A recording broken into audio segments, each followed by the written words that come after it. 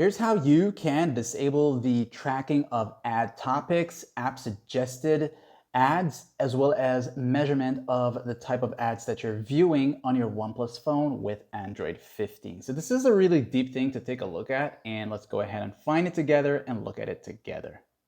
So if you want to reduce the type of ads or kind of cut back on what your phone has been tracking on you, you want to go into the main settings of your OnePlus phone and tap in onto the settings toggle right here. Once you do this, you'll be taken to this section here, then go down until you see Google or Google services, this one right here. So I'll go ahead and tap on that one time and you go ahead and do the same thing.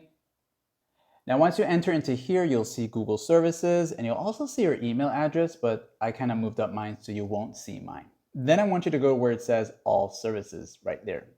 From all services, go down the list until you reach to the privacy and security section, this one right here. So go into the ads section and you're gonna see this right here. Now for the most part, you'll notice mine says get a new advertising ID.